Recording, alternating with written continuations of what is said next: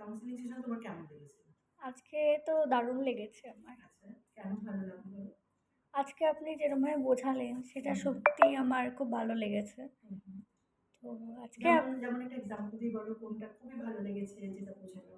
আজকে আপনি alternative thought মানে নেগেটিভ থট আমি কীরমভাবে অল্টারনেটিভভাবে ভাববো, তো সেটা আমার খুবই ভালো লেগেছে।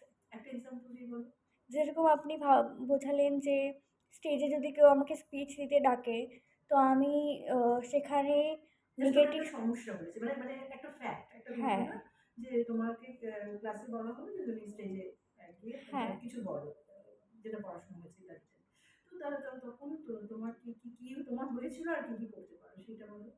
আমি সেখানে ভাবতে পারবো যে আমি চান্স পেলাম, সবার মধ্যে ম্যাম আমাকেই চান্স দিল, তো সেটা আমি খুবই ভালো ভাববো।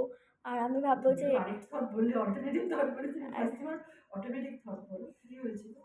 অল্টারনেট না আচ্ছা, প্রথমে হয়েছিল যে আমি এক্স্যাক্টলি খুবই যে আমাকেই কেন ডাকলো, আমি যদি ভুলভাল কিছু বলে দিই তাহলে আমাকে সবাই ইনসাল্ট করবে। এক্স্যাক্টলি তখন তুমি ডাউন অ্যারো প্রসেসটা শিখলে। হ্যাঁ, মানে তুমি ফার্স্ট বললে যে এটা শুনে যে স্যার বা ম্যাম কেউ তোমাকে ডাকলে, ডেকে বললেন যে তুমি আজকে স্পিচ দাও, মানে এইটার উপরে বলো 5 মিনিট বা 10 মিনিট বলো। তখন তুমি তোমার ফার্স্ট তুমি রিয়াকশন দিলে যে আমার ভয় হবে, তারপরে একটু রাগও হবে, আমাকে কেন। হুম, হ্যাঁ, আর কি আর কি ভেবে ভাবতে পারো তখন তুমি বললে যে কি কি যে আমাকে যদি সবাই ইনসাল্ট করে, আমি যদি ভালো করে বলতে না পারি, ডাউন এরও প্রসেসটা তোমাকে শেখালাম। তো ওই ডাউন এরও করতে করতে তুমি কত দূর গিয়ে পৌঁছালে যে যে শুনি, তাহলে বুঝবো তুমি বুঝেছো ব্যাপারটা। হ্যাঁ বলো, ওই যে ডাউন এরও করতে করতে তুমি কোন জায়গাটায় গিয়ে পৌঁছালা, যে যদি বোধহয় আমার মানে আমি ভালো বলতে না পারি, সবাই আমাকে কি ভাববে, আমি হ্যাঁ, বোধহয় পড়াশোনা করি না। হ্যাঁ, সবাই ভাববে যে আমি I am not a good student, আমি ইয়া, পড়াশোনাই করি না। এক্স্যাক্টলি। আমি বললাম যে এইটা এইগুলো সব করতে করতে লাস্টে এই ওর বিলিফস হচ্ছে এটা যে সবাই আমাকে কি ভাববে, এটা নিয়ে আমি I am very much conscious, মানে I am very much worried in that way. That is why আমি অলওয়েজ যে কোনো একটা কিছু কাজ দিলে, যে কোনো কিছুর জন্য ডাকলেই আমি ফার্স্ট নার্ভাস হয়ে যাই, ভয় পেতে থাকি, রাইট। হুম, এটার মধ্যে কি ডিস্টরশন আছে বললাম, যেগুলো কগনিটিভ এরর বলা হয়, আমাদের চিন্তার ভুল, সেটা কি বার করতে পারলে তুমি, যে আমি বলো মাইন্ড রিডিং একটা বেরোলো। হ্যাঁ, আমি যেহেতু ভিডিওটা দিচ্ছি, তুমি এগুলো অনেকবার করতে হবে, করতে করতে তুমি শিখবে।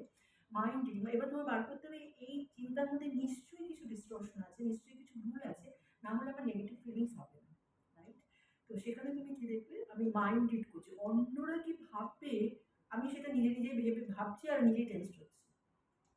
কিন্তু এখন অব্দি তোমাকে ইয়ে করেনি, মানে বলেননি কেউ, তোমাকে টিচার ডেকেছে, তুমি যাচ্ছ স্টেজের দিকে, তার মধ্যে এত কিছু ঘটনা হচ্ছে এবং তোমার ফিজিক্যাল রিয়াকশন হচ্ছে, প্যালপিটেশন হচ্ছে, বুক ধড়ফড় করছে, বিকজ মাইন্ড রিড করছো।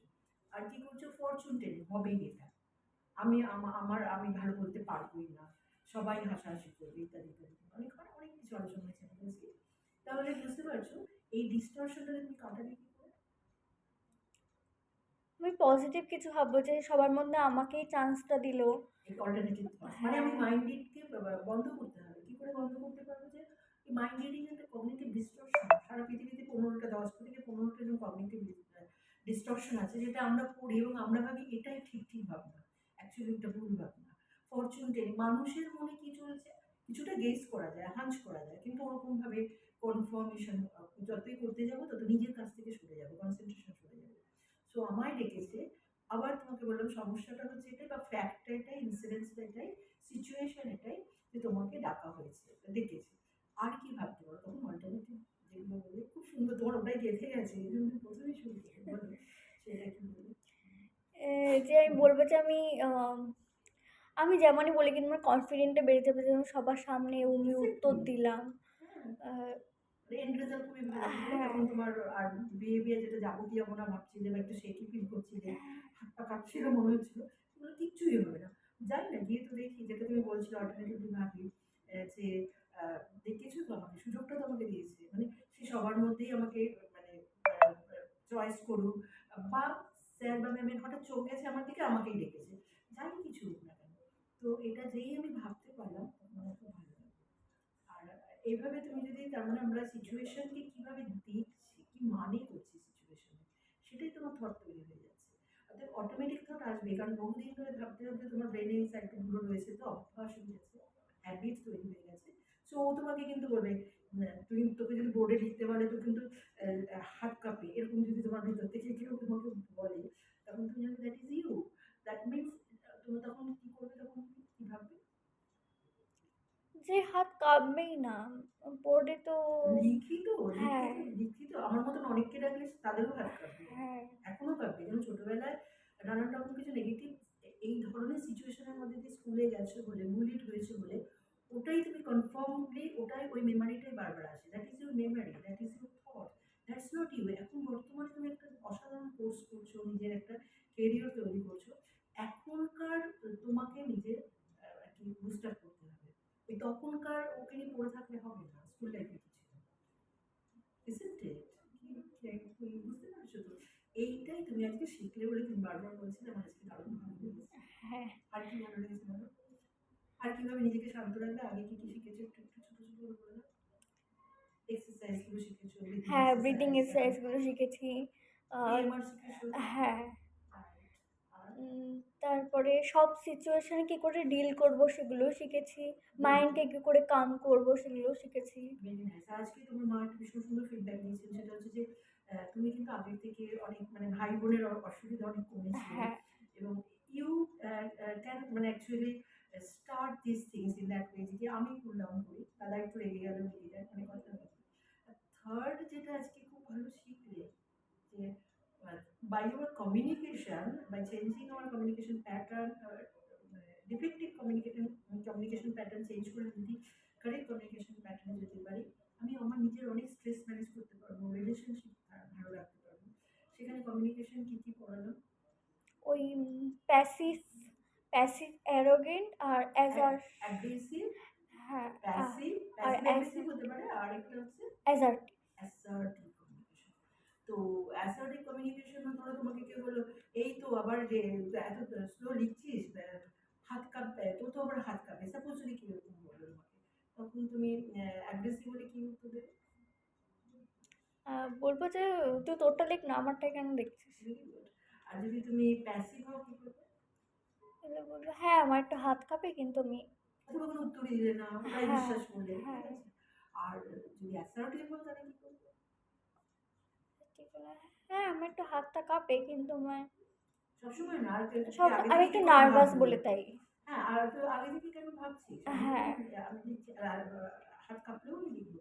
হ্যাঁ, এটা তার মানে অ্যাগ্রেসিভ কমিউনিকেশন যদি মধ্যে আমরা বেশিরভাগই থাকি, তাহলে আমি তখন ভাবি আই অ্যাম ওকে, মানে I am good, you are not good, মানে আমি ছাড়া বাকিরা তাদের কিছু না কিছু প্রবলেম আছে। এইটা যখনই হয় তার তখনই আমার মনে হয় আমার মতে কেন চলছে না, আমার আমার যেটা বলার দরকার, যে এরকম কারণে ওটা লেগে যায়, সেইগুলো আর কি অ্যাগ্রেসিভ কমিউনিকেশন। আর প্যাসিভ মানে হচ্ছে I am not okay, you are okay, আমি খুব একটা ভালো নেই, সবাই ভালো, তখন আমরা কিন্তু খুব চুপচাপ হয়ে যাই। হ্যাঁ, এখন যদি দেখা যায় যে ক্লাসের মধ্যে কাউকে বুলি করা হচ্ছে, তখন তার মধ্যে হয় সে অ্যাগ্রেসিভ হয়ে যায়, না সে প্যাসিভ হয়ে যায়, হয় ছুটে। হ্যাঁ, স্কুল তো ছাড়া যাবে না, স্কুলে তো ক্লাস করতে হবে, বা কলেজ চাই কিছু।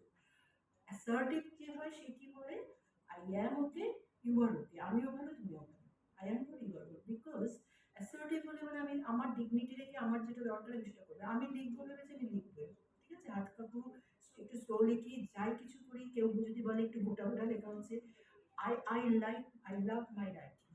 এইটা যদি এটা তুমি যেটা বলছি কনফিডেন্ট পারো না, এই থটটা আমার মধ্যে যদি না চলে, তো তাহলে আমি কখনোই মেকানিক্যালি অ্যাসার্টিভ হতে পারবো না। I have to B assertive in that way, really truly assertive হতে হবে, ভেতর থেকে চেঞ্জ করে থট লেভেলে চেঞ্জ করতে হবে। তো অ্যাসার্টিভ হলে আমি কিন্তু আমি অন্যের সম্মানটাও রাখবো, কাউকে ডিসরেসপেক্ট করবো না, যেটা অ্যাগ্রেসিভ হয়ে গেলে ডিসরেসপেক্ট হয়ে যায়, অন্যদিকে ইনসাল্ট করে ফেলি, বা কেউ আমাকেও ইনসাল্ট করলে আমারও রাগ হয়ে যায়, এই যে ব্যাপারটা।